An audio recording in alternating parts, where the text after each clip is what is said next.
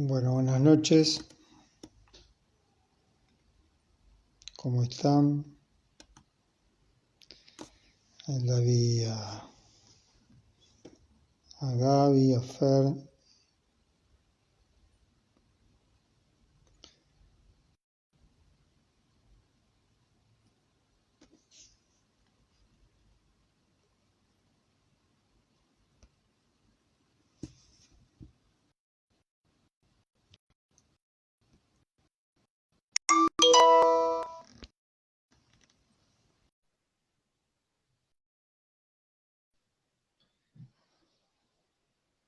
Ahí veo a Gonza. Bueno, a los que van llegando, buenas noches. Estoy esperando que entre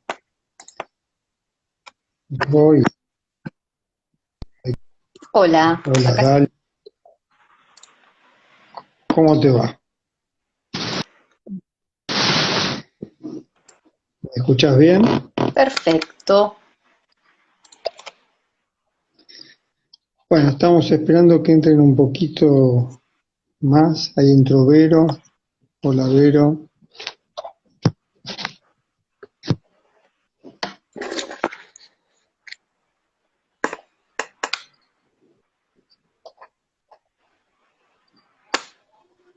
Bueno, ¿y cómo andás, Ro? Recién estábamos hablando, casi se nos pasa la hora. Sí, bien. Estaba ahí, estuve un rato bastante largo pensando por dónde ir, en qué cosas pensar. Eh, pero bien, estoy bien. ¿Vos cómo estás? Bien, bien. Siempre un poco nervioso con el comienzo del vivo, incluso siempre con la incertidumbre de cuándo comienza el vivo. Hay alguien, hay alguien que dice que no se nos ve, sino en general los vivos los hacemos sin imagen, Mm, pero lo importante es que se escuche. Eh, Se ve que en este vivo hay gente que viene por primera vez, ¿no? Porque te decía que no sé cuándo empiezan los vivos, ¿no? Porque es como una espera y a veces el momento del saludo y la espera de que se vayan acomodando quienes llegan, ¿no? sí, tal vez hay que preparar En- algo ¿no? O contar algo, una noticia, hacer 5 minutos de las noticias del día o algo así. sí, tener un guión de la previa, ¿no? Sí. Bueno, tal vez el principio siempre es igual, ¿no? Una espera, no sé, nerviosa, toda espera es nerviosa. Ahí está saludando Rocío. Este, y también, bueno, hay como un cierto júbilo, ¿no? Del encuentro con quienes van llegando y los saludos, y una conversación que lleva más de un año y medio, ¿no? Fíjate cómo lo digo, ¿no? Una conversación como si fuera una sola conversación que se continúa todos los miércoles, una, una única conversación donde se van entrecruzando o entremezclando o asociando voces, pero es un poco así un estado de conversación que se sostiene desde hace un año y medio. Sí, que fue un poco, Ahí alguien propuso una ronda de... pegó la idea de la ronda. No, digo que fue una manera de estar cerca en, en esos tiempos de aislamiento más duro. Y también no sé si suplir, pero de continuar por ahí los encuentros de los miércoles después del teórico, que ahora parece que pasaron hace 1000 años. Es raro eso, la Mm. sensación del tiempo.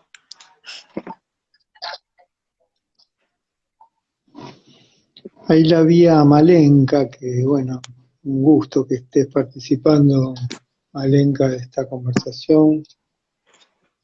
Eh, bueno, si te parece, comenzamos. Eh, Bueno, el título, podríamos comenzar por el título de esta conversación, que, que vos podrías presentar el título y también presentar las razones del título, ¿no? sí, el título es Sujeciones y fugas. Eduardo Pavlovsky, Sujeciones y fugas.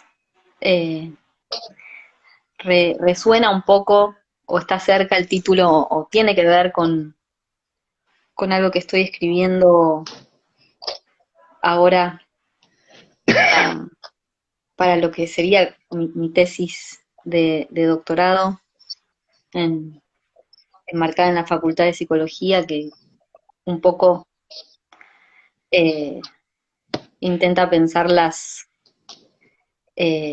sujeciones y también las fugas de lo que nombro como prescripciones de géneros o prescripciones de sexo, géneros, en, en la obra de Pavlovsky, pero no solamente pensarlo como en la obra de Pavlovsky, sino al menos necesariamente pensar esas sujeciones y esas fugas también llevan a pensar como toda la cultura en la que se enmarca esa, esa obra.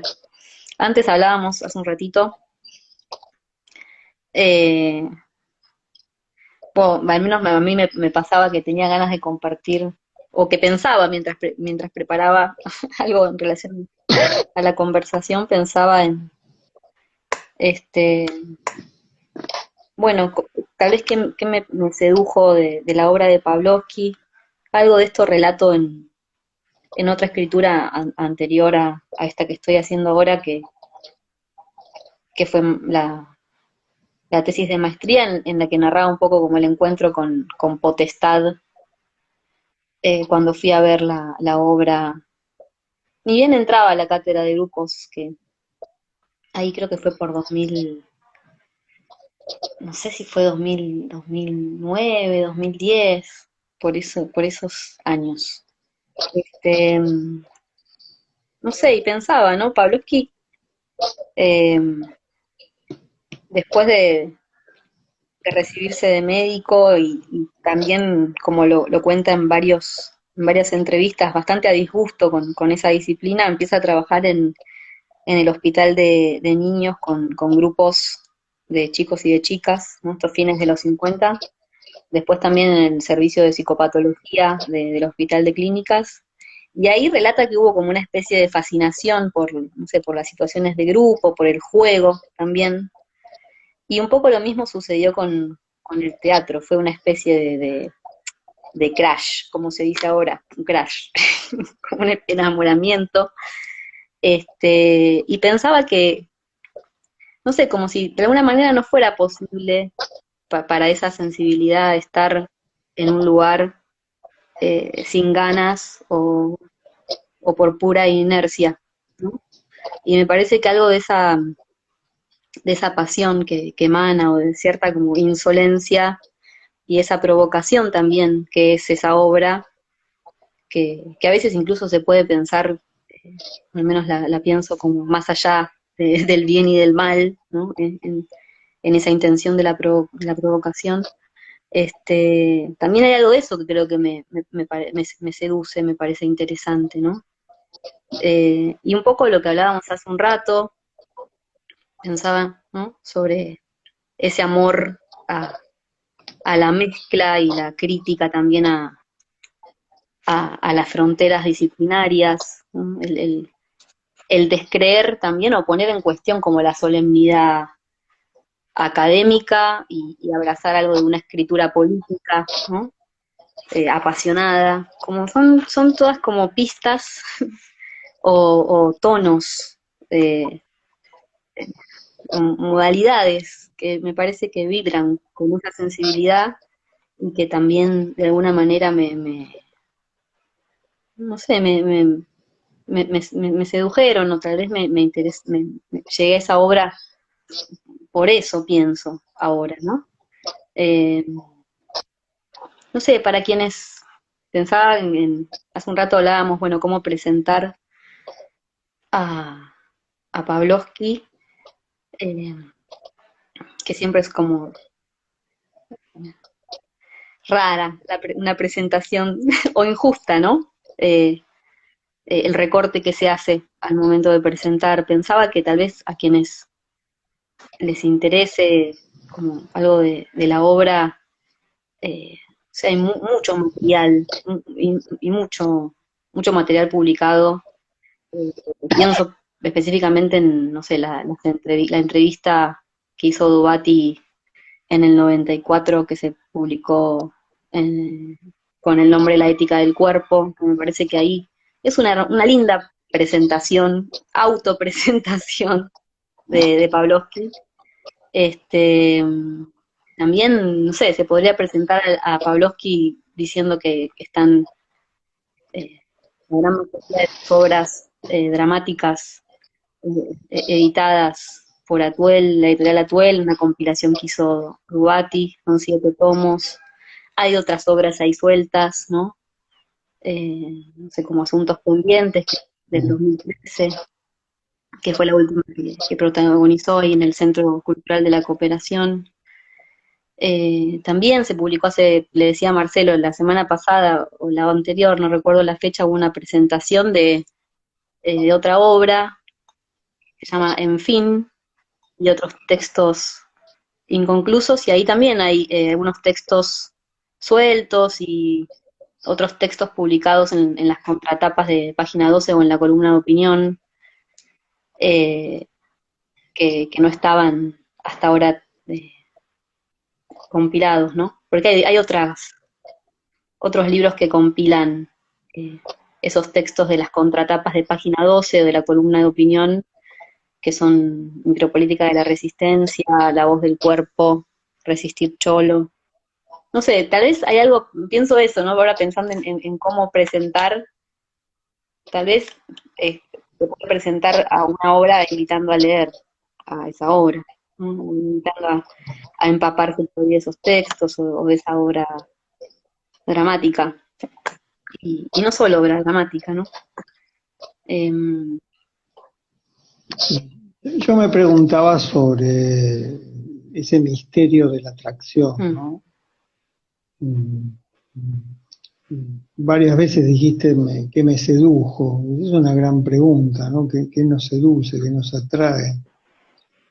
Y llamarme, dejar dicho que se trata de algo misterioso la sí, atracción, ¿no? Ahora, yo creo que por lo menos dos cosas me parece que entiendo por lo que venimos conversando, por el trabajo de una tesis. Pavlovsky, no es la primera vez que Pavlovsky es un tema de tesis. De hecho, durante la vida de él, él supo, le llegaron muchas tesis en muchos lugares del mundo sobre todo sobre su dramaturgia. O sea que Pavlovsky fue un tema de tesis, o sea, fue un tema de estudio, pero bueno, y por Dubati en particular, ¿no? Pero en la Facultad de Psicología, una tesis, o dos tesis, una de maestría y otra de doctorado, sobre el tema Pavlovsky es realmente una curiosidad, ¿no? No es un pensamiento, una obra autoral que se estudia en la facultad o que se considera en la facultad.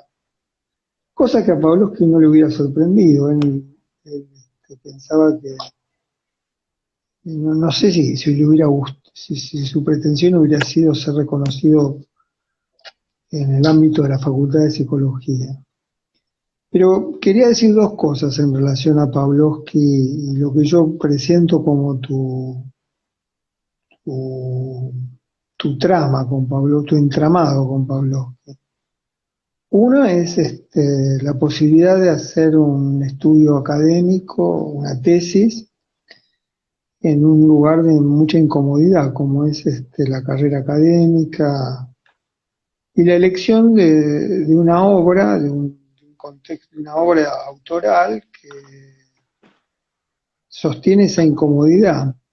Pavlovsky es el nombre de una incomodidad, es una incomodidad en el psicoanálisis, una incomodidad en el teatro, una incomodidad en la política. Y bueno, me parece que a esa incomodidad, o que yo llamaría tal vez inconformidad, tal vez apoyándome en esa distinción que me parece importante, esa inconformidad, Pavlovsky, como inconformidad o incomodidad, o dicho de manera sinónima, permite, aloja la incomodidad de hacer una tesis en la Facultad de Psicología. Me animo a decir que es una posición incómoda hacer una tesis en la Facultad de Psicología. Vos lo aclararás después, pero creo que por lo que nos conocemos y hablamos, no me equivoco. Es una obra que, por otro lado, ofrece para esa incomodidad una gran libertad, porque hay un lugar de, como vos decías, de mezcla de mundos en Pavlovsky, de superposiciones de planos, de riquezas, de irreductibilidad, que es muy alojador para quien se resista a las reducciones que hay en la facultad. Pavlovsky es muy difícil de evaluar en la facultad para quienes evalúen una tesis, porque no se deja clasificar. Entonces, Pavlovsky no se puede, mira, iba a decir invaluable, en lugar de inevaluable, pero invaluable es decir, como no se puede medir, tanto valor tiene para nosotros que no se le puede asignar un número, un valor numérico, pero al ser inclasificable, ocuparse de Pavlovsky en una tesis es tener la protección de lo inclasificable. Y este es un gran tema creo que compartimos, ¿no? Un deseo que desea lo inclasificable y que se desea a sí mismo como deseo inclasificable, clasificado. Eso por un lado, ¿no? Es decir, Pavlovsky habilita el trabajo en lo clasificable, incluso el quedarse a salvo de las clasificaciones. Y el otro tema que me parece que es un aporte tuyo es el poder leer las prescripciones de género, las sujeciones heteronormativas en la obra de Pavlovsky, en la dramaturgia de Pavlovsky y en algunos fragmentos clínicos también. Este es un tema apasionante, ¿no? En algún momento me pareció que se podía ver a partir de la publicación de los diarios de Alejandra Pizarnik, ver las prescripciones de género en Pillon-Rivière, porque cuando Alejandra cuenta su análisis con Pillon, revela cariñosamente, ¿no? Amorosamente, las limitaciones que tenía Pillon para entender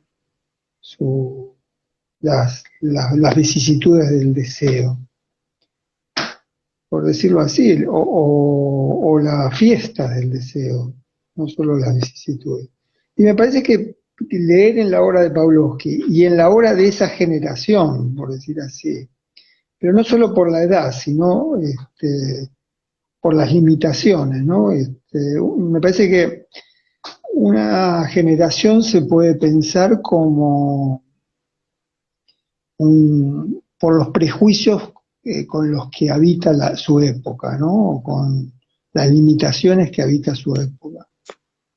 Y bueno, también yo pertenezco a esas limitaciones y también tengo la edad de esos prejuicios, ¿no? Como decía De Brasi, cuando Juan Carlos le preguntaban cuántos años tenía, ¿vos cuántos años tenés? Él respondía con esa simpatía que tenía, de bueno, yo tengo la edad de mis prejuicios. Me parece que esa es una caracterización de lo que puede ser una generación, ¿no? O sea que ver el tema de las prescripciones de género o las limitaciones en esas lecturas que abarcan desde la sexualidad, el erotismo, las identidades y los modos de hablar, ver esas limitaciones a través de Pavlovsky, a través de su obra, en esa generación, ¿no? Como en esa trama de prejuicios de una época, sobre todo de prejuicios que provienen de la izquierda, es un hallazgo de tu trabajo, ¿no? Es decir, pensar las sujeciones y las fugas a ese problema. A, a ese problema que no era, como decíamos antes de este vivo, no era un problema que estuviera en el horizonte de Pavlovsky explícitamente, ¿no? Sí, y pienso que es, no, digo que vos decías que ves que se podría pensar como un hallazgo, como algo, sí, interesante pensar estas prescripciones de géneros o de sexo géneros en esa obra y en esa cultura de la que participó esa obra, pero también me parece que tiene sus riesgos, este, tiene sus riesgos en estos tiempos, ¿no? Pensaba, lo que también me está inquietando mucho, eh, digo, también pensando en lo que habíamos hablado hace un rato sobre la incomodidad que a veces da eh, leer algunos pasajes o algunas ideas de la obra de Pavlovsky leídos en este momento histórico, ¿no? Eh, pero hay algo que me preocupa más que esa incomodidad, que es como tal vez la insistencia en estos tiempos de una lengua feminista, como tremendamente punitivista, eh, que, que podría decretar la cancelación de una obra solo por, no sé, por ciertos pasajes o por cierto modo de pensar, eh, ¿no? Como si se usara la lente de estos tiempos para juzgar algo que participa de otro momento histórico, de otra cultura, ¿no? Y pensaba, nada, que hay un riesgo muy grande ahí, ¿no? En esa lengua feminista punitivista, que no es no es todo el movimiento feminista, pero hay cierta lengua feminista punitivista que participa como de esa cultura de la cancelación, eh, que también me parece como peligrosa, ¿no? Pensaba esto, y mientras pensaba me acordé de una. ¿Podrías aclarar por qué punitivista?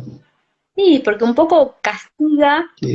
¿no? Pide castigo, ¿no? Pide la pena, pide el encierro, pide digamos, el-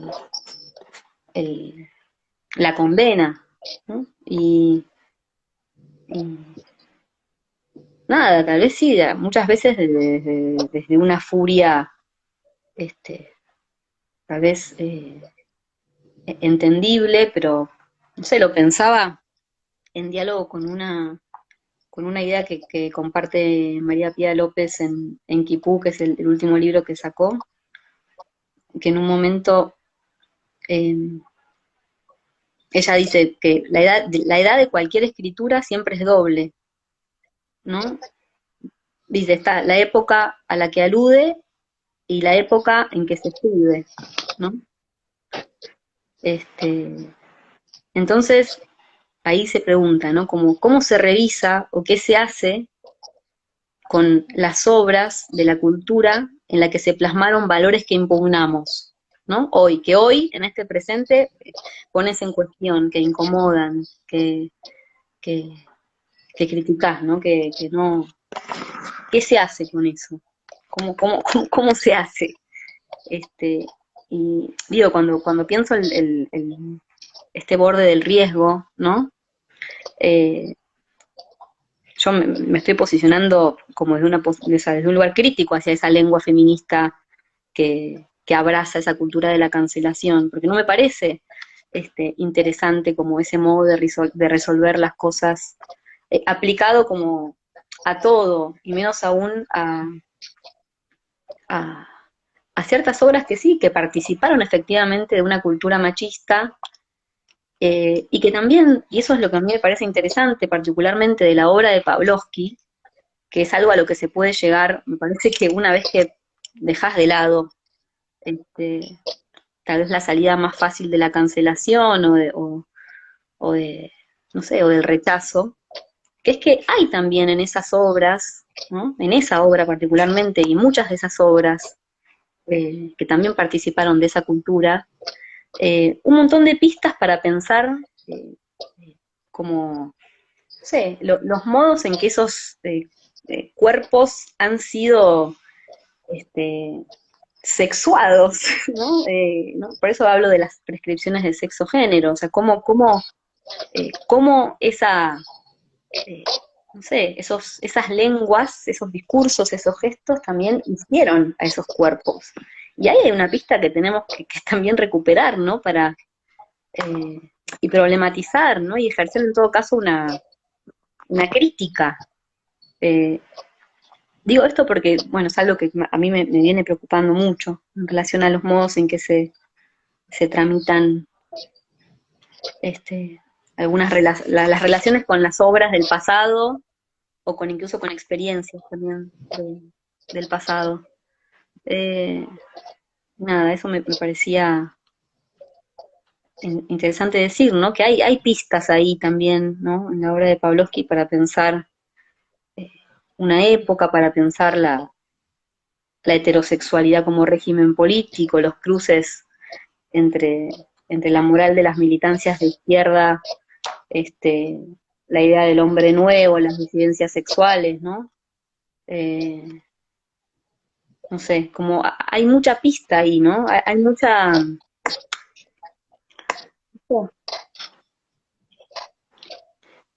Sí, es inquietante escucharte algunas cosas, ¿no? La pregunta cómo fueron esos cuerpos sexuados, esa es una pregunta que atraviesa a todas nuestras vidas. Mm. La atraviesa, como decíamos, de un modo muy inquietante, ¿no? Los cuerpos que habitamos fueron sexuados, hay como algo que acontece en los cuerpos sin que pudiéramos decir que intervenga una voluntad o personal o un deseo personal, ¿no? Hay una fuerza de sexuación, esa fuerza es de una época, hay una fuerza de prescripción.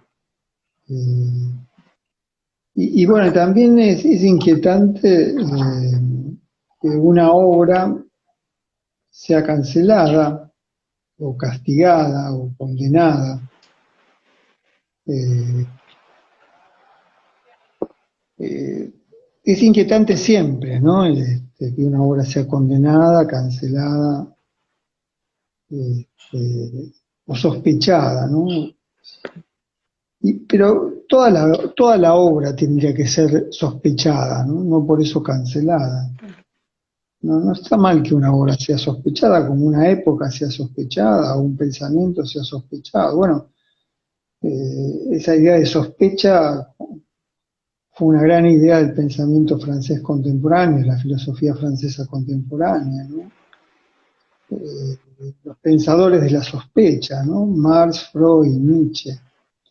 Pero la sospecha también recae sobre sus propias obras, ¿no? La obra de Marx, la de Freud, la de Nietzsche. Que las obras sean sospechadas es como decir pensadas, interrogadas. Lo que más quiere una obra es eso. Una obra pretende ser sospechada, porque ser sospechada supone ser revisada, ser eh, este, pero no pasar por la Inquisición, ¿no? Esa es otra. ser revisadas, pero no inquisitorialmente. Sí, tal vez se podría pensar esa distinción entre Eh, la sospecha como lugar más de la crítica necesaria y la mirada de la Inquisición o la cultura de la cancelación. Pienso, ahí hay sí, hay un abismo entre una y otra.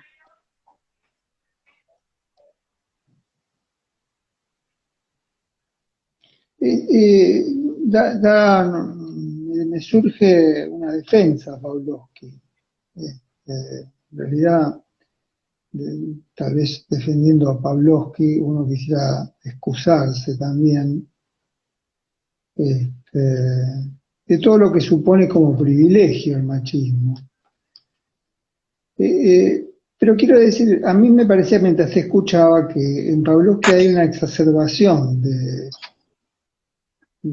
esos lugares. En su dramaturgia hay una evitación de lo políticamente correcto. Este, Potestad, ¿no? El apropiador, eh, hay una afectación que el actor tiene con el apropiador, ¿no? Que hace, el público siente por momentos ternura por el apropiador, siente aprobación y con el desenvolvimiento de la obra te encontrás con que el gesto de ternura, de alguna manera, como ocurre con las víboras, ¿no? Se enrosca, se enrosca para protegerse del mismo sentimiento, porque como de pronto el espectador dice, pero ¿cómo sentí ternura o cariño o aprobación con un apropiador, ¿no? Y Pavlovsky lleva a ese lugar, ¿no? Incómodo, ¿no? O desgarrado, ¿no? Porque hay en Pavlovsky también una idea de época, ¿no? La idea o lo voy a relacionar con la idea de ética del cuerpo, ¿no? Era una época donde se hablaba de la conciencia desgarrada, una idea que tenía mucho que ver con las lecturas de Hegel que habían en Buenos Aires. Y digo que habían en Buenos Aires porque esa idea de la conciencia desgarrada circuló más en Buenos Aires que en otros lados del mundo. Pero, ¿qué era una conciencia desgarrada, no? Parece un concepto psicoanalítico, pero no. Una conciencia desgarrada, ¿no? Era esto que estoy diciendo, ¿no? Es decir, ¿cómo voy a estar sintiendo esto? ¿Cómo soy capaz de sentir algo así? Y yo creo que ahí está la práctica clínica, el encuentro entre la práctica clínica, la experiencia analítica también, ¿sí? Porque no solamente practicaba el psicoanálisis, sino que era una generación que se analizó. Y ahí hay un entrecruzamiento entre la dramaturgia y el análisis de la época, ¿no? ¿Cómo puedo estar sintiendo esto? Pero un reconocimiento del sentimiento, ¿no? En Potestad hay una manipulación brutal, cruel, de una corporidad, de una mujer. La puntuación que daba la directora era que la protagonista mujer, que creo que no habla en toda la obra, la vi y leí hace muchos años, fuera un cuerpo que se entregara, que no ofreciera resistencia. Y eso exacerba más la brutalidad, ¿no? Es decir, eh, nada de resistencia, cero de resistencia, un cuerpo que se deja manipular. En ese sentido, el tema del terror, del terrorismo, de la apropiación, de la crueldad y del poder son temas que estallan en la obra de Pavlovsky, ¿no? Estallan en el sentido de que no... ¿En qué sentido estallan? En el sentido de que no es fácil ubicarlos en algún lugar, ¿no? El mal está en todas partes. Esa indecisión, ¿no? Sobre ¿Dónde está el mal, ¿no? ¿Dónde están los malos y dónde están los buenos? Esa disolución de esa frontera moral, burguesa, tiene relación con la obra de Pavlovsky. Pavlovsky logra eso. Él mucho antes de conocer la obra de Beckett y mucho antes de conocer la obra de Deleuze, que es un gran tema, la relación de Deleuze y la obra de Pavlovsky. El conocimiento de la obra de Beckett siempre lo dijo, ¿no? Lo conmovió hasta un punto que lo lleva a una productividad que tiene relación con esto que estoy diciendo, ¿no? El disolver los lugares cómodos, tranquilos, establecidos de la representación. ¿Dónde está el mal? ¿No? El mal puede estar en cualquier... Eso es mucho más inquietante que poder designar a los malos. Ellos son los malos, ¿no? Esa idea del ellos, del nosotros, del yo, del tú, es decir, esa idea de la autoridad. Pavlovsky cuestiona todo eso en su dramaturgia. No hay una divisoria, no hay tranquilidad, no es un teatro que pacifique. El torturador en señor Galíndez de pronto habla por teléfono con la hija y le desea amorosamente que duerma bien y que pueda aprobar al día siguiente la prueba de inglés. Cambia el tono de voz. Bueno, eso es Pavlovsky, ¿no? Es decir, esa entrada por la ambigüedad, ¿se llama ambigüedad eso? Sí, Esa entrada por él alguna vez lo el nombró desgarro. así, como ambigüedad, pero sí, también tiene que ver con esto que hablábamos antes me parece, de la mezcla, de lo que no se discierne, como se borra esa frontera, como un poco va en contra de la idea del sujeto soberano de sí, que tiene una interioridad y una frontera que separa, ¿no? Entre un cuerpo y otro, y que hace posible que exista, bueno, eh, los lugares tan definidos, como hace estallar eso. Y a mí eso me parece de las cosas más interesantes, ¿no?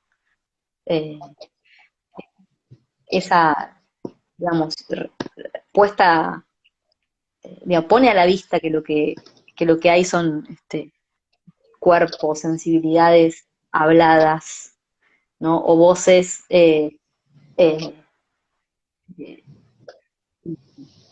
difíciles de discernir o de localizar. eh, y, y un poco, digo, yo pensaba en esto de lo que decía algo en relación a la lengua, antes en relación a la lengua feminista, iba en ese sentido, ¿no? Hay algo que sucede, al menos me parece, en estos tiempos, como un reforzamiento muy tremendo no sé, de las lógicas más de individualistas y de esa ficción del dominio sobre uno mismo y la idea de los puros y los buenos y los malos y los cancelables. Y hay algo de esa, digamos, de ese estado de mezcla que un poco presenta esta obra a partir de pistas también, sí, de Beckett, de ese primer encuentro que tiene Pavlovsky en el 57 con Esperando a Godot, que un poco fue una de las, eh, digamos, de las experiencias que lo llevó a, a querer seguir explorando el teatro, este, que tiene que ver con eso, ¿no? Como con esa,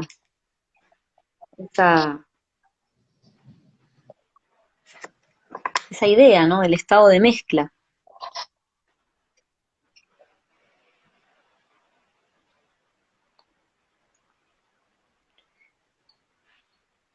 Y a mí siempre me parece que también en esa mezcla, porque viste, las mezclas pueden, dice, bueno, mezclan todo, estás mezclando todo, mezcla la política, mezcla el psicoanálisis, mezcla el psicodrama, mezcla el teatro beckettiano, mezcla, ¿no? Esa mezcla de estar en muchos lugares al mismo tiempo, pero hay otro lugar otro rasgo de esa mezcla, de las mezclas, sobre todo de las mezclas en el pensamiento, las mezclas en las lecturas, las mezclas en las prácticas, que más que mezclas es una simultaneidad, esa es la idea de la simultaneidad y al mismo tiempo de, del desconfiar de la frontera, de vivir las fronteras como una limitación, no como una expansión. Límite como también decía De Brasi, un límite que limita y no que ensancha. Hay algo en las mezclas que me parece que tienen que ver con la imaginación, gran tema de Pavlovsky. Y un gran tema de la época, el de la creatividad, que yo lo distingo de la imaginación, porque en la época, en los 60, 70, los 80, todavía hoy, ¿no? Hay como una efervescencia de la creatividad. Seamos creativos. La creatividad como la liberación de la personal a través de la creatividad, aun cuando fuera a través de grupos de creatividad, ¿no? La creatividad como una gran liberación del alma. Y eso se emparenta con la idea de liberación sexual, ¿no? Esa idea la idea de la creatividad me parece que tiene en otro plano, es la idea de la liberación sexual, liberar la creatividad. El psicodrama tenía que ver con eso, aunque Pavlovsky yo creo que después, aunque a él no le gustaba escuchar esto, él trascendió la idea del psicodrama. Tenía que ver con una liberación de la espontaneidad, y todo eso me parece que es muy de la época, ¿no? La liberación personal. Es decir, se reconocía que el capitalismo era un sistema horrendo, pero dentro del capitalismo había que ensayar la revolución personal. Y la revolución personal por ahí se llamaba creatividad. Pero yo creo que otra cosa de la simultaneidad es la imaginación, ¿no? El poder liberar la imaginación. Y por eso tal vez tu tristeza, ¿no? Al encontrar muchos pasajes en la obra de Pavlovsky donde esas prescripciones o esas sujeciones se establecen y no hay una imaginación, no siempre aparece la imaginación como una fuga, es decir, poder imaginar que puede ser de otra manera.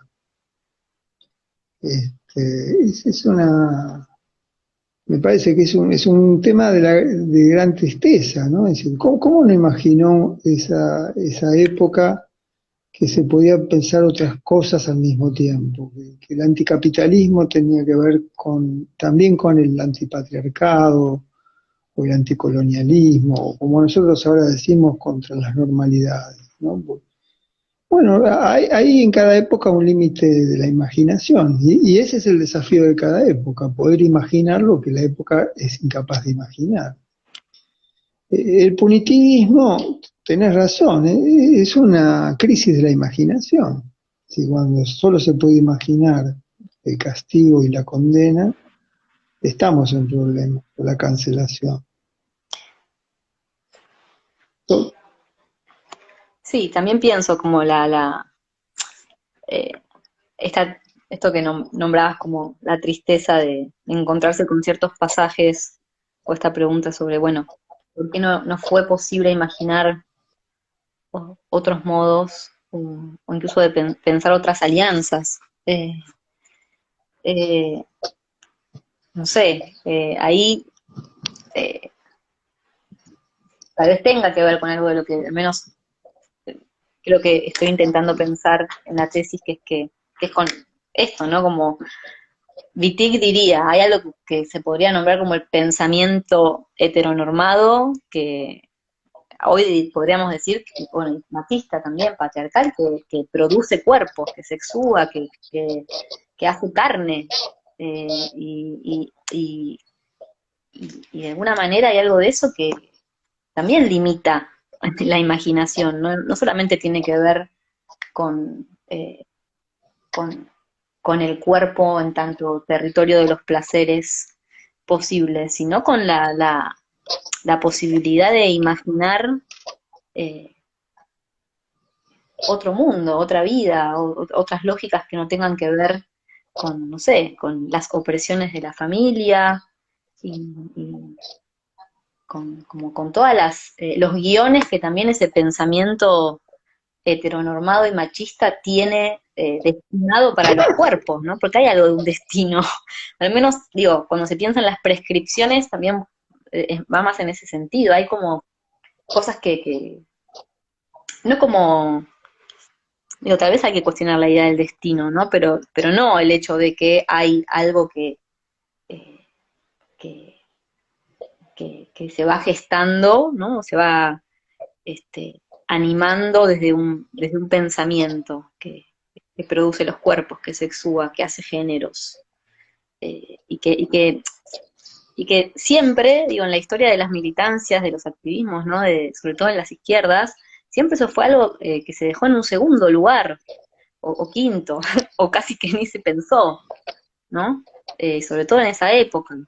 Sin embargo, eso ha obturado escuchas, digamos, ha producido muchas angustias y sí, tristezas, dolores, sufrimientos, como fue, obturó un montón, digamos, imposibilitó vidas esa matriz de pensamiento, ¿no? Eh, Heteronormada y machista. Entonces, digo, tal vez cuando, pienso por lo que veníamos hablando, ¿no? Cuando se hace esa crítica a la ética del cuerpo, en un sentido me parece que es interesante, y en otro sentido hay que pensar algo de lo que pasa por los cuerpos, ¿no? Digo, de lo que, eh, de cómo los cuerpos son realmente sexuados, cómo habitan el mundo, porque, digamos, se piensa en una vida, en un cuerpo que se habita y que tiene unas prácticas y vive de una manera, no sé,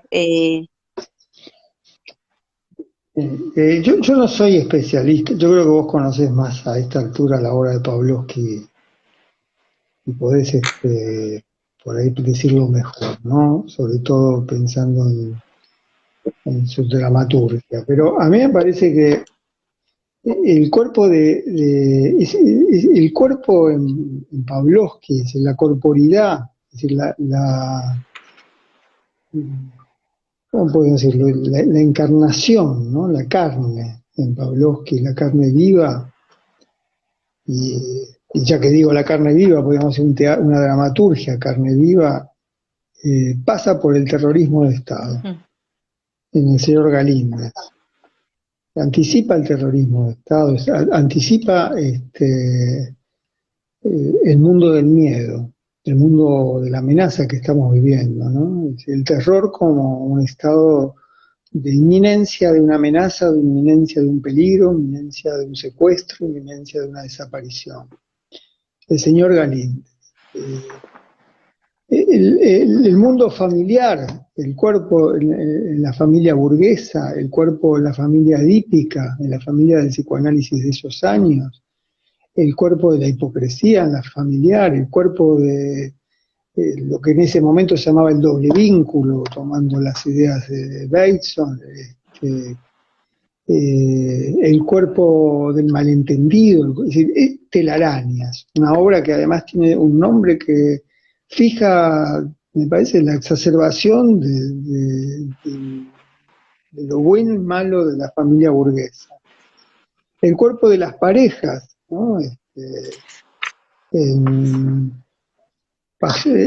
Bueno, en muchos lugares de la obra, ¿no? En Paso de Dos, la idea del poder en la pareja como una zona de apropiación, de dominio, de crueldad, entremezclado con el amor y la caricia y el abrazo.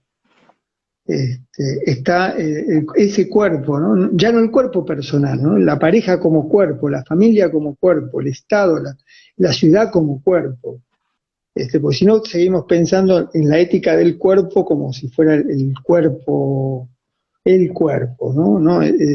La corporidad, ¿no? El mundo como una corporidad. la corporidad de la vejez en cámara lenta. La vejez es decir, un boxeador acabado, ¿no? Con un sparring acabado. Eh, el cuerpo del poder en el Cardenal. El cuerpo de la disidencia en Meyerhold. Claro, no son las disidencias sexuales, son las disidencias políticas, las disidencias del pensamiento, pero no son sexuales, no están sexuadas las disidencias políticas. Es decir, ¿a quién se le ocurrió que una disidencia política no está sexuada? Esa segmentación, ¿no?, de las disidencias, el tema del poder, el tema del capitalismo, ¿no está enraizado en las lenguas feministas actuales?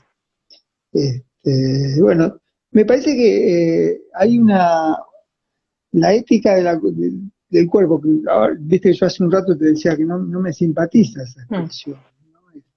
Me parece muy arrogante. Y sin embargo, la estoy recuperando, ¿no? Ese lugar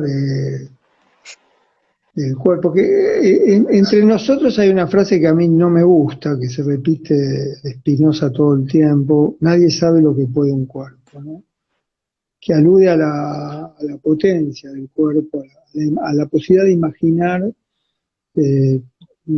lo que puede como la potencia de los cuerpos, la potencia ilimitada, infinita de los cuerpos, digamos. Pero hay también el cuerpo es el nombre de un límite. Es todo lo que puede, toda la potencia que tiene un cuerpo, limitado. No es ilimitada la potencia de un cuerpo. El cuerpo es un lugar del límite, es el lugar del dolor, el lugar del desgarramiento, el lugar del terror, el lugar de la telaraña, el lugar de los ejercicios de poder, el lugar de la vejez, el lugar de la disidencia. Todo eso es un cuerpo, ¿no? Es decir, es todo lo que puede, toda la potencia, pero también todo lo que incide como un estado limitante.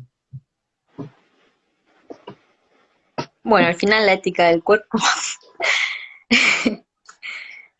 hizo pensar.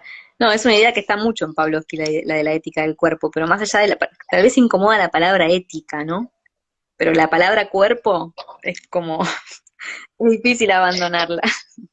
Como hay mucho que pensar ahí, digo, Pavlovsky piensa en muchos lugares piensa la idea del cuerpo como territorio de fuga, pero principalmente cuando lo piensa, la idea del cuerpo como territorio de fuga, lo piensa en relación al cuerpo dramático, ¿no? El cuerpo en escena, el cuerpo que más allá de justamente de la letra, está en el escenario, tal vez sostenido en ese texto dramático, ¿no? Que está actuando, pero que lo trasciende, que va más allá. Como siempre hay algo del cuerpo que excede, ¿no?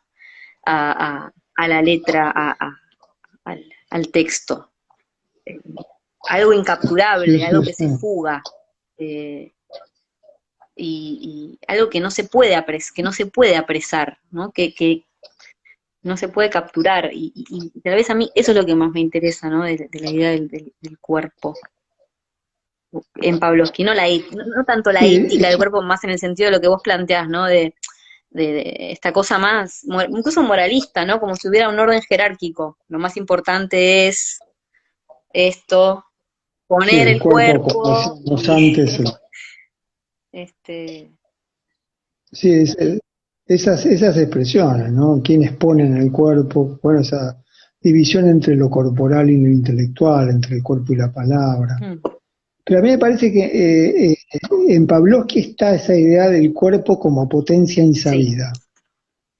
Eso me parece fundamental. Una potencia insabida es una gran apertura a la imaginación. Pero yo quiero agregar, ¿no? Potencia insabida, pero no ilimitada. Porque si no, me parece que ahí hay un romanticismo del cuerpo, ¿no? El cuerpo, hay una omnipotencia corporal. Y no está bien eso. Me parece yo creo que la proposición sería una potencia incluso para discutir con quienes ahora se abanderan en esa frase de Spinoza, que me parece que no dice nada claramente. Un cuerpo, yo creo que la proposición es un cuerpo como potencia insabida, pero no ilimitada. Porque ahí está, yo creo que también la obra de Pavlovsky, ¿no? La muerte, la vejez, el poder, la ambigüedad, la irrupción del mal como algo ingobernable.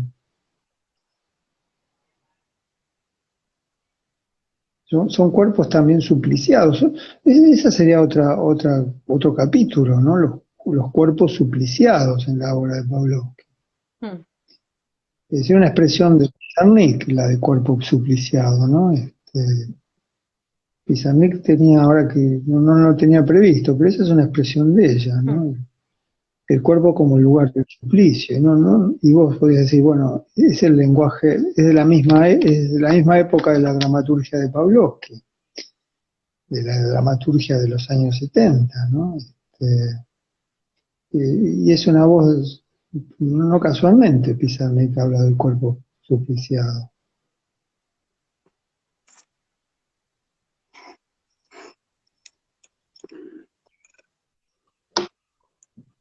Sí, pensaba. Yo tenía ganas de hablar algo también de la picardía imaginativa de Pavlovsky. Ahí hay algo que dice eso sobre... ¿Lo podés leer? Dice, pero cuando Spinoza dice cuerpo, no dice cuerpo, dice aceleraciones y reposos, velocidades y lentitudes. Sí, pero fíjate cómo se usa esa expresión, lo que puede un cuerpo.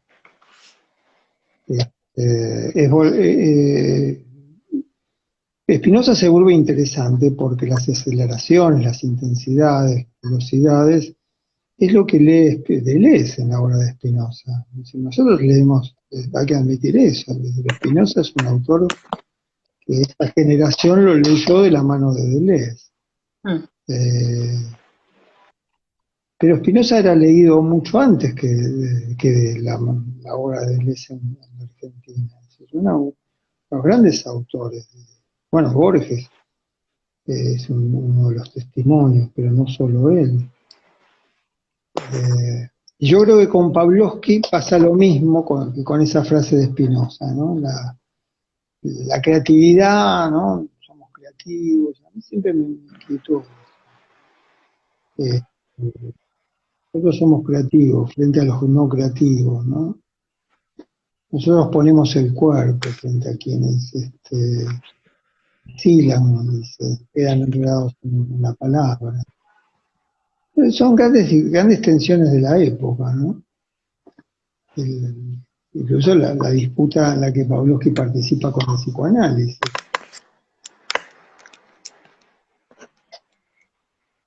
Pero yo creo que si pensamos la relación de Pavlovsky y el psicoanálisis, que tiene muchos planos, me apoyaría en lo que vos dijiste al principio. El efecto que tuvo en él la práctica clínica con niños. Sí, incluso hay un juego no kleiniano, ¿no? Es decir, un juego de acción, un juego de movimiento, el participar del juego sin la mediación de la interpretación. Todo eso lo transformó. Sí, pensaba que tanto eso, ¿no? Lo que decías antes, como el juego, la imaginación, al menos yo lo leo en esa obra como participando de esas fugas, que es una palabra muy linda además, como fuga. Y también se podría pensar como... Salvo por la connotación de fuga de capitales, ¿no? No, porque la fuga en la música, la fuga en la obra de Deleuze, la fuga en la pintura, el punto de fuga, que quedan secundarizados, ¿no? Porque hoy en este momento la idea de la fuga de capitales, ¿no? Es la idea de la pobreza misma, es la amenaza de extinción. Este,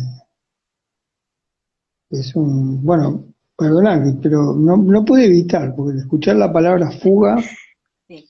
en estos días es muy inquietante. Sí. No, pensaba esto, ¿no? Pensando en lo que vos decías del psicoanálisis y el encuentro con el trabajo en situación de grupo en el hospital de niños y en el hospital de clínicas y demás. También la dramaturgia y la actuación eh, las pensó en algún momento como fugas del encierro de la identidad profesional y asfixiante de la APA, ¿no? Incluso en la entrevista en Ética del Cuerpo comenta lo que costó compatibilizar esos mundos, ¿no? Decía en un momento que su analista de ese momento interpretaba esas ganas de hacer teatro como un acting out, como una resistencia al psicoanálisis, ¿no? Que también era como un discurso muy de la época, ese. Digo, y ahí también se entiende que haya un abrazo al cuerpo, ¿no? Al cuerpo en movimiento, ¿no? También como un modo de poner en cuestión algo de ese encierro de la lógica tan profesionalista, autoritaria, jerárquica de la APA en ese momento. No sé. También esas eran las mismas críticas que aparecían, ¿no? Cuando se empezó a hacer psicodrama público y otras experiencias que eran leídas como acting out, ¿no? En esa entrevista, en un momento Pavlovsky, no sé exactamente cómo lo decía, pero decía como, bueno, esas mismas personas que nombraban, que confundían la acción con el acting out, eran los que no se animaron nunca a denunciar la dictadura, y hacer nada. Entonces, también hay algo de- de-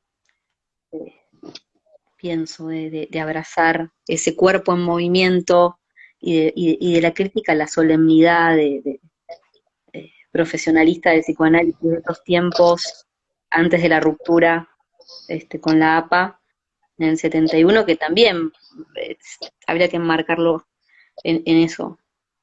Eh, y que también se podría pensar como fugas, ¿no? Eh,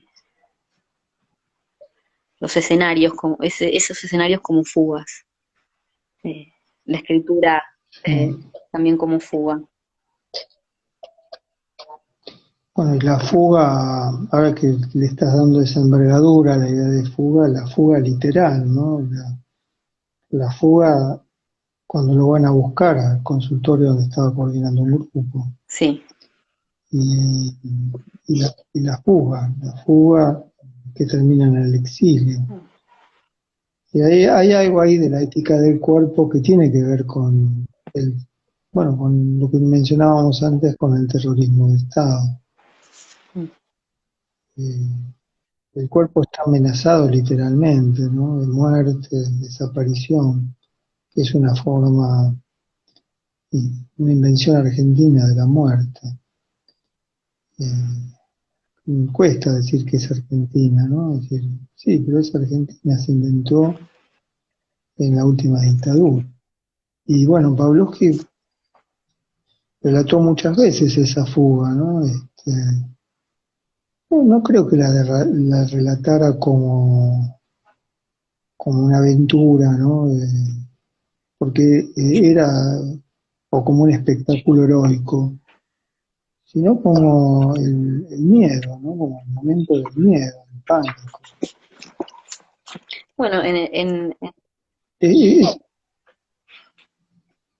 que iba a decir solamente que a lo de cuerpo supliciado se le podía plantear cuerpo aterrorizado, ¿no? Otra variante de la época. el cuerpo aterrorizado, que no es el ataque de pánico, ¿no?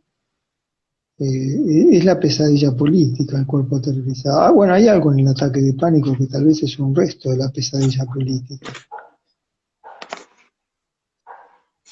Sí.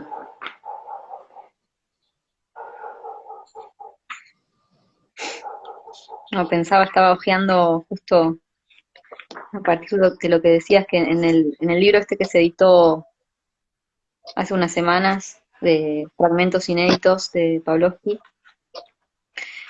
ahí se recupera ese relato de la fuga, ¿no? Dice, dos veces estuve por morir por razones políticas, en 1955 y en 1978. En 1978, cuando un grupo paramilitar me vino a buscar. Quise abrir una puerta y estaba cerrada. Si se abría, moría ese día porque me estaban esperando justo ahí, en las escaleras donde me hubiera llevado el camino de esa puerta abierta. Entonces corrí hacia otro lado, me salvé y me exilié en España 3 años. Viví en Madrid en 1978, 79 y 80.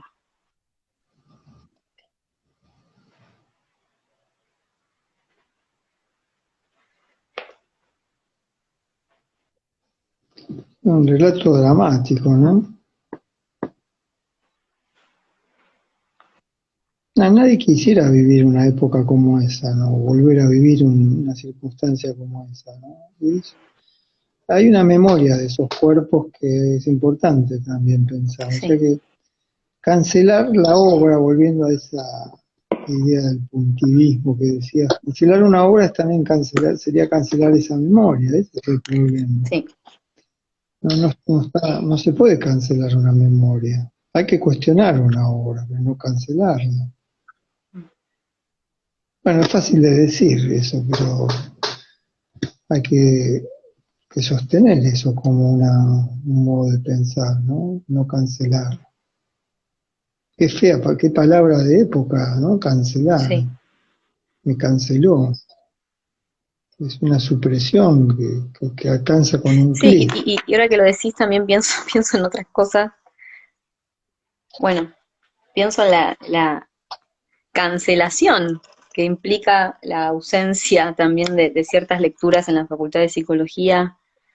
No sé si se podría pensar en la clave de la cancelación, pero hay una eliminación decidida de algunas lecturas, de algunas experiencias, ¿no?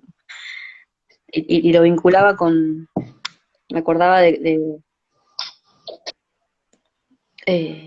de cómo surgió la movida del movimiento de teatro abierto en el 81, ¿no?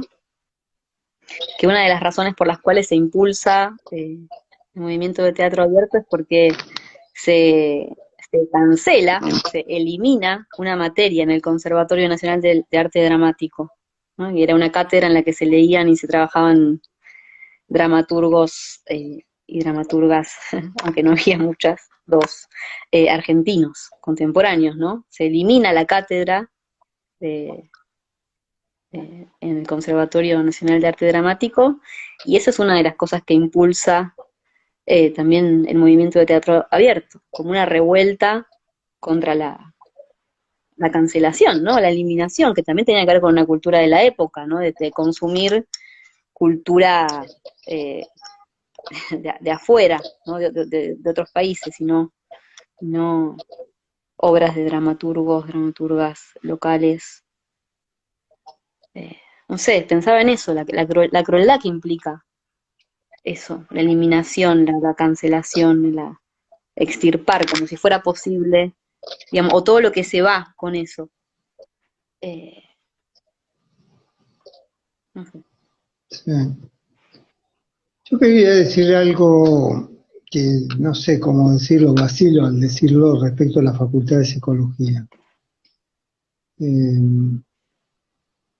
es cierto que la Facultad de Psicología es un espacio de cancelación, pero no solo ahora, digamos, tal vez la facultad misma hay que pensarla como un espacio de cancelación, no esta solamente, ¿no?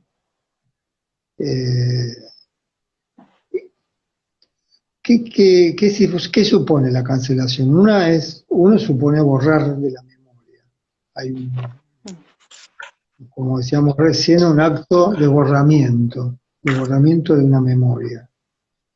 Y ese borramiento deja marcas, incluso protestas y furias y muchas vidas lastimadas.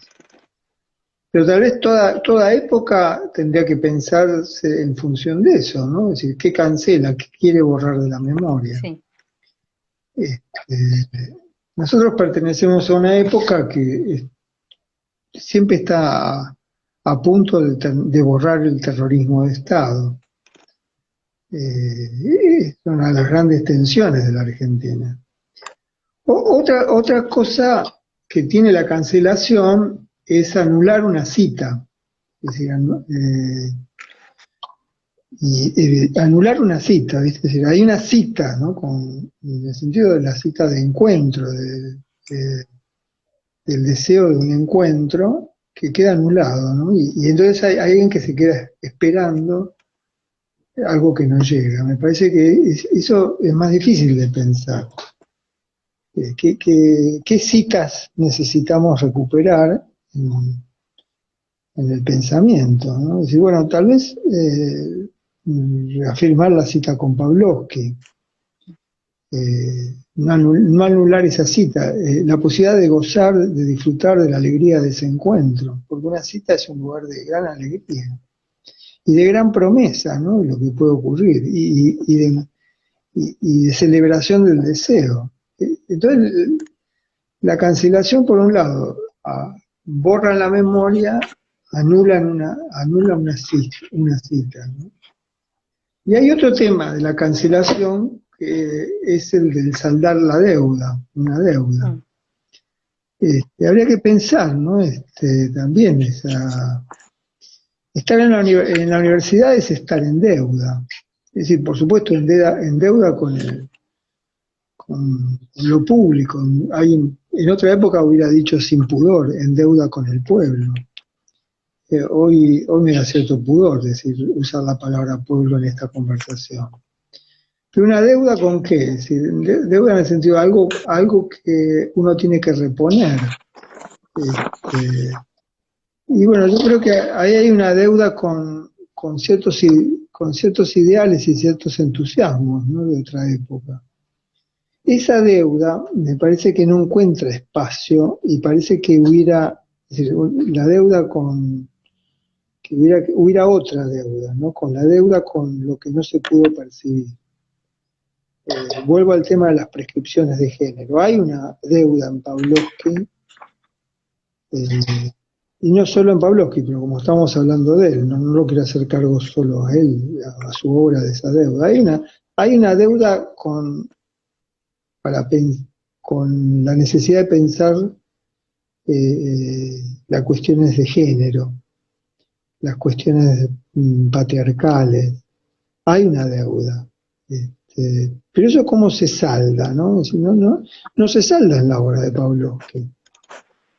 Porque si no caeríamos en algo que caí yo antes, ¿no? Defender a Pavlovsky. Pero hay una deuda, cada obra tiene una deuda, tiene algo que no pudo saldar. Fíjate que el lenguaje que estoy asumiendo es un lenguaje muy de época, ¿no? Saldar, pero no saldar no como pagar, ¿no?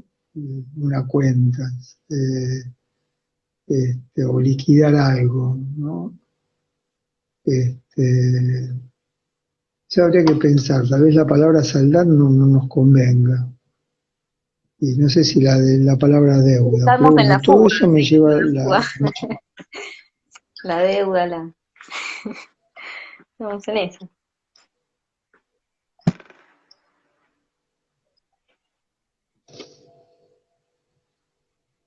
Te quería contar esa anécdota que te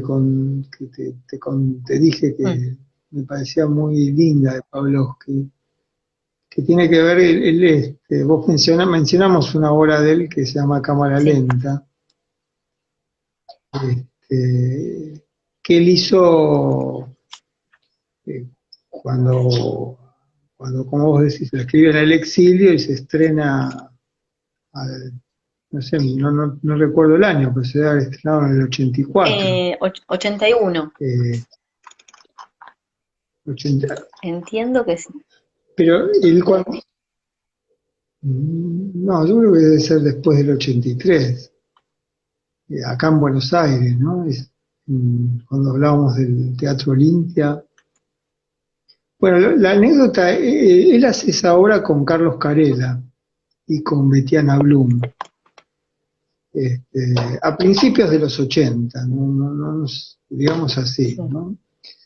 Y bueno, la obra es una obra sobre un boxeador ya vencido que se trompea con fantasmas, ¿no? Con los fantasmas de su vida, y asistido por un viejo manager también acabado, ¿no?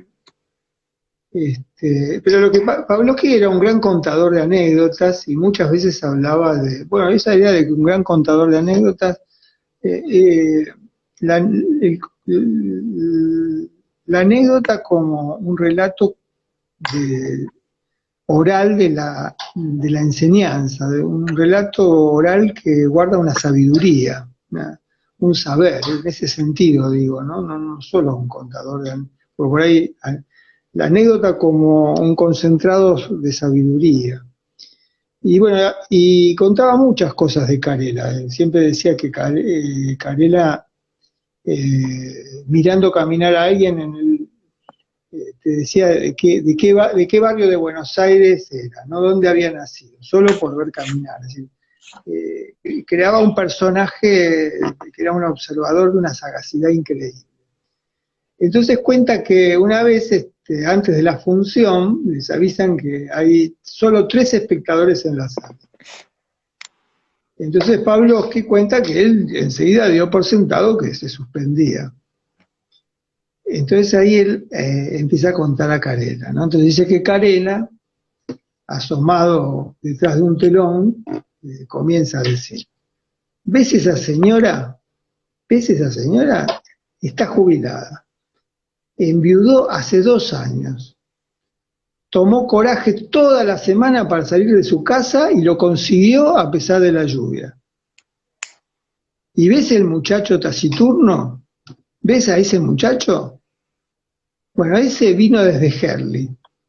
Tiene 25 años, sueña con ser actor y conquistar a una mujer. ¿Y el hombre desalineado, a ese lo ves? Ese vive en la calle. Estaba muerto de frío. Lo dejaron entrar los de la boletería cuando los dejaron entrar los de la boletería. Y cuando se levante el telón, va a encontrar lo que tanto necesita, una hora de sueño profundo y tranquilo. ¿A vos te parece, Tato, que podemos suspender la función? Bueno, él contaba esta anécdota, ¿no? Yo la recreo de esta manera, la contaba, me contó muchas veces. ¿A vos te parece que podemos suspender la función? A mí me parece que ahí, viste, te decía, hay una concentración de una gran enseñanza. Por un lado, la imaginación, ¿no? Esa imaginación amorosa con la que presenta Carela, ¿no? Porque eso es la imaginación amorosa, de por qué están ahí. Sí, es como encantar ese momento. Y encantar a esos espectadores y encantar al compromiso, al tener que estar ahí, a darle sentido a hacer una obra ante 3 espectadores. Es encantar al teatro mismo. Es una anécdota maravillosa, me parece, ¿no? Es el encantar, como vos decís, el momento, el teatro. Y Pavlovsky, para mí, tiene eso, ¿no? El encanto. Encantó una época, incluso encantó a lo grupal. Le inyectó un encanto que tal vez no hubiera tenido. Tal vez sin Pavlovsky lo grupal hubiera desfallecido. Y no solo él, no quiero idealizarlo, pero pocas, las vidas que encantan un momento y que encantan una época, que encantan una actividad, son vidas que despiertan una gran gratitud. Y para mí Pavlovsky es eso, ¿no? El lugar de un gran encanto de ese presente, de esa época. Quien encantó una época merece gratitud. Sí, pensaba eh, en esa escena de Rojos Globos Rojos, de, de ese teatro decadente de los 90 al que no asiste nadie, pero sin embargo se, se insiste en estar ahí y en asistir a la función. Claro, fíjate, no lo había pensado. Él recrea esa anécdota en esa obra, Sí, que ¿no? es más, es de después. Eh, eh, Rojos Globos Rojos creo que es el 93. Sí, sí, sí, pero como que con el tiempo hizo con esa anécdota que contó tantas veces una obra.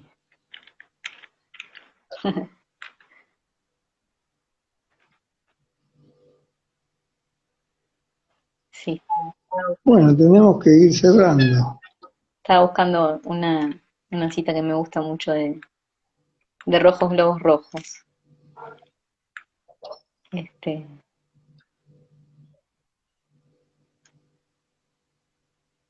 eh,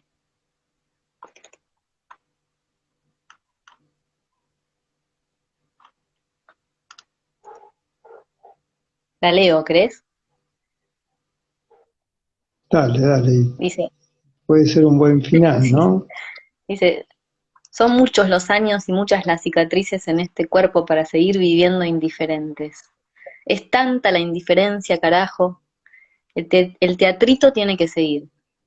Disculpen la emoción de un viejo actor que todavía tiene ilusiones, que se emociona con los textos y los amores imposibles, con las utopías de querer vivir todavía con algún sentido la existencia.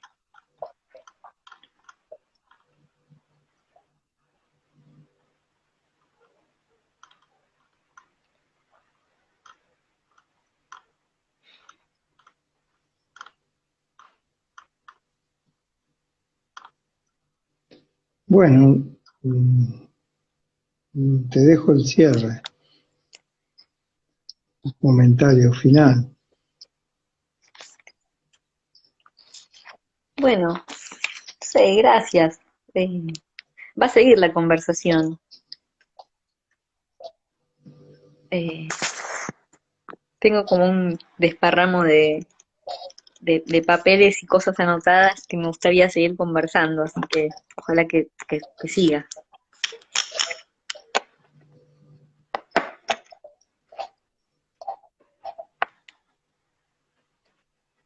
Bueno, sí, como te decía al principio, esta es una conversación que empezó ya hace muchísimos meses y que todavía sostenemos, ¿no?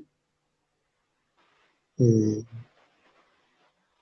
mm, qué sé yo, es un agradecimiento recíproco a vos, a quienes nos acompañan, que habilitan la posibilidad de esta conversación, ¿no? Mm, Bueno, y gracias a quienes están ahí escuchando.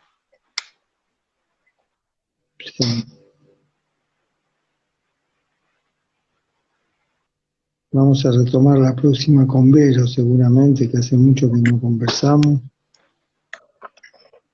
Este, bueno, yo me quedo viendo las apariciones en el chat, no sé. Sí, sigan, dice Malenka. Bueno, va a seguir. Te mando un beso grande, Malenka, un beso también para vos, Cecilia, Dali, bueno, Ro, un beso muy grande y seguimos conversando. Dale, abrazo fuerte. Chao, hasta luego, hasta el miércoles.